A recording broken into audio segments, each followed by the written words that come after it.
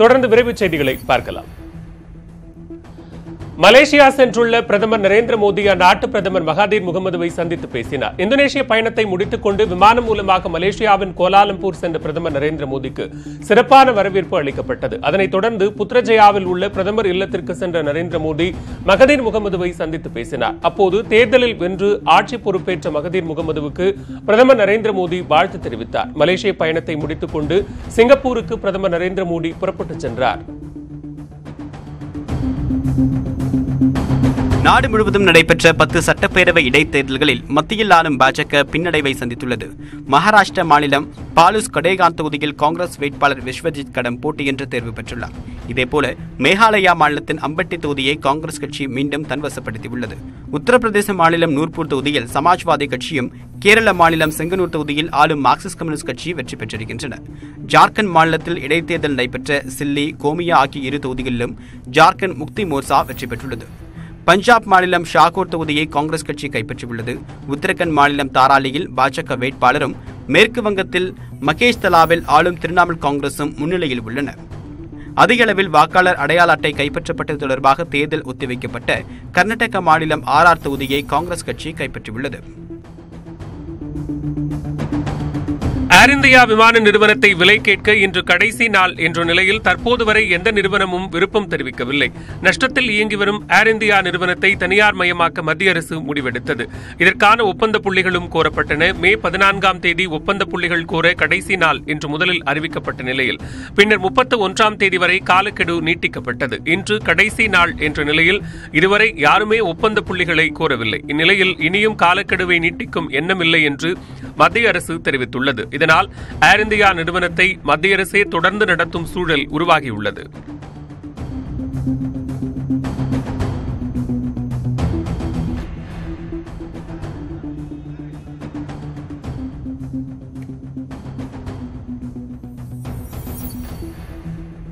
கேரளாவில் Nipah virus தாக்குதலால் உயிரிழந்தவர்களின் எண்ணிக்கை 16ஆக உயர்ந்துள்ளது. ஏற்கனவே 14 பேர் உயிரிழந்த நிலையில் பழழி பகுதியைச் சேர்ந்த மதுசூதனன் மற்றும் முக்கம் பகுதியைச் சேர்ந்த அகில் ஆகியோர் மரணமடைந்துள்ளனர். நிபா வைரஸ் பாதிப்புக்குள்ளான மேலும் 9 பேர் தீவிர கண்காணிப்பில் இருப்பதாக கேரள அரசு தெரிவித்துள்ளது. நிபா அச்சுறுத்தலால் கேரளாவில் கோழிக்கோடு உள்ளிட்ட 4 மாவட்டங்களுக்கு யாரும் செல்ல வேண்டாம் என்று சுகாதாரத்துறை ஏற்கனவே கேட்டுக் கொண்டுள்ளது. கேரளா, மலப்புரம் மாவட்டங்களில் கோடை விடுமுறைக்கு பின்னர் பள்ளிகள் திறக்கப்படுவது வரும் 5ஆம் தேதிக்கு ஒத்திவைக்கப்பட்டுள்ளது.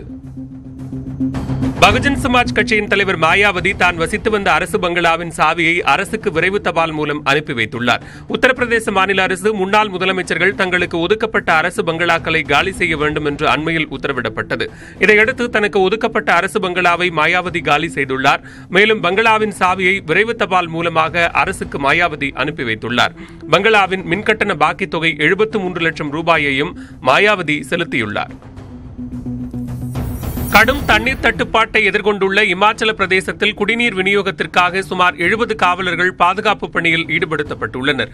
தண்ணீருக்காக ஏராளமானோர் குடங்கள், காலி டின்களுடன் வரிசையில் காத்திருப்பதால் தகராறு ஏற்படுவதை தடுக்கும் விதமாக காவல்துறை பாதுகாப்பு போடப்பட்டுள்ளது. இதனிடையே 1 லிட்டர் மற்றும் 2 லிட்டர் குடிநீர் கேன்களின் விற்பனை 2 மடங்காக அதிகரித்துள்ளதாக கடைக்காரர்கள் தெரிவித்துள்ளனர். தெருக்குழாய்களில் தண்ணீர் வராததால் பொதுமக்கள் கடைகளில் குடிநீர் கேன்களை வாங்க ஆர்வம் காட்டுவதாகவும் அவர்கள் கூறுகின்றனர். ராஜஸ்தானில் தண்ணீர் திருடு போவதை தடுக்க அவை நிரப்பப்பட்டுள்ள ட்ரம்களுக்கு மக்கள் பூட்டு போட்டுள்ளனர். அங்குள்ள பரசுராம்புரா கிராமத்தில் தண்ணீர் பஞ்சம் கடுமையாக உள்ளது. பொதுமக்கள் ட்ரம்களில் சேகரித்து வைக்கும் தண்ணீரை இரவில் சிலர் திருடியுள்ளனர். இதனால் முன்னெச்சரிக்கை நடவடிக்கையாக தண்ணீர் உள்ள ட்ரம்களை பொதுமக்கள் பூட்டு போட்டு பூட்டியுள்ளனர். தேவைப்படும் போது மட்டும் சாவி மூலம் பூட்டை திறந்து தண்ணீரை பயன்படுத்தி வருகின்றனர். அமெரிக்காவில் கனமழையால் லேக் தோமா டேம் நிரம்பிய நிலையில் அங்கிருந்து நீர் வெளியேற்றப்படும் காட்சி கழுகு பார்வையில் படம் பிடிக்கப்பட்டுள்ளது. முழுமையாக நிரம்பியதால் அணை உடையக்கூடும் அபாயம் இருப்பதாக கூறப்பட்டது. அதனால் அணையை ஒட்டிய பகுதிகளில் வசித்த சுமார் 2000 பேர் பாதுகாப்பாக வெளியேற்றப்பட்டனர். ஆனால் அணையை ஆய்வு செய்த நிபுணர்கள் பாதுகாப்பாக இருப்பதாக சான்றளித்துள்ளதால் மக்கள் நிம்மதியடைந்துள்ளனர்.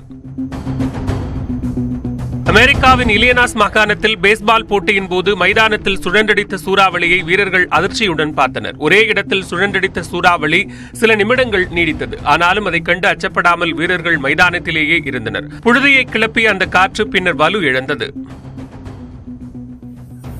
அணு ஆயுதங்களை விட்டுக் கொடுக்க முன்வராத வடகொரியா அமெரிக்காவுடன் பேச்சுவார்த்தை நடத்த தீவிரம் காட்டுவதாக சிஐஏ அதிகாரிகள் தெரிவித்துள்ளனர். அமெரிக்காவுடன் பேச்சுவார்த்தை நடத்த தயாராக இருப்பதாக வடகொரியா அறிவித்ததால் அமெரிக்க உயரதிகாரிகள் வடகொரியா சென்றனர். பின்னர் அமெரிக்கா திரும்பிய அவர்கள் அதிபர் டிரம்பிடம் அறிக்கையை சமர்ப்பித்தனர். அதனை ஆய்வு செய்த சிஐஏ அதிகாரிகள் வடகொரியா அணு ஆயுதங்களை விட்டுக் கொடுக்காது என்று தெரிவித்தனர். ஆனாலும் அமெரிக்காவுடன் பேச்சு நடத்த வடகொரியா தீவிரம் காட்டுவதாக கூறிய அவர்கள் அமெரிக்காவும் பேச்சுவார்த்தைக்கு ஆர்வம் காட்டுவதாக சுட்டிக்காட்டினர். நிகரகுவாவில் அதிபர் பதவி விலக கோரி நடைபெற்று வரும் போராட்டத்தில் வெடித்த வன்முறையில் 12 பேர் காயமடைந்தனர். நிகரகுவாவில் அதிபர் டேனியல் ஆர்டெகா தலைமையிலான அரசின் ஆட்சி நடைபெற்று வருகிறது. இந்த அரசுக்கு எதிராக மக்கள் பல்வேறு கட்ட போராட்டங்களை முன்னெடுத்து வருவதுடன் அங்கு முன்கூட்டியே அதிபர் தேர்தல் நடத்த வேண்டும் என்ற கோரிக்கையும் வலுத்து வருகிறது. இதற்காக கடந்த மாதம் நடைபெற்ற பேரணியில் ஏற்பட்ட வன்முறையில் 80க்கும் மேற்பட்டோர் உயிரிழந்தனர். இந்நிலையில் அங்கு நேற்று அன்னையர் தினம் கொண்டாடப்பட்டது. வன்முறையில் உயிரிழந்த தங்களது மகன்களின் புகைப்படத்துடன் தாய்மார்கள் ஊர்வலமாக சென்று அரசுக்கு எதிரான தங்களது நிலைப்பாட்டை வலியுறுத்தினர். தேர்வுக்குழுவுக்கு ஏற்பட்ட களங்கம் போக்கப்படும் வரை இலக்கியத்திற்கு நோபல் பரிசு வழங்கப்படாது என்று நோபல் அறக்கட்டளையின் இயக்குநர் லார்ஸ் எயின்கென்ஸ்டன் தெரிவித்துள்ளார். நோபல் பரிசில் இலக்கிய பிரிவுக்கான பரிசை அறிவிக்கும் ஸ்வீடிஷ் அகாதமியின் தேர்வுக்குழு உறுப்பினர் கேத்ரீனா பிராஸ்டன்சனின் கணவர் ஜீன் கிளாட் அர்னால்ட் மீது பாலியல் புகார் எழுந்துள்ளது. இதனால் இந்த ஆண்டு இலக்கியத்திற்கான நோபல் பரிசு வழங்கப்பட மாட்டாது என்றும் அடுத்த ஆண்டிற்கான பரிசோடு சேர்த்து வழங்கப்படும் என்றும் நோபல் அறக்கட்டளை அறிவித்திருந்தது. இதையடுத்து இலக்கிய பிரிவின் தேர்வுக்குழு உறுப்பினர்கள் பலர் பதவி விலகினர். இதனால் அடுத்த ஆண்டும் இலக்கியத்திற்கான பரிசு வழங்குவதில் சிக்கல் ஏற்பட்டுள்ளது.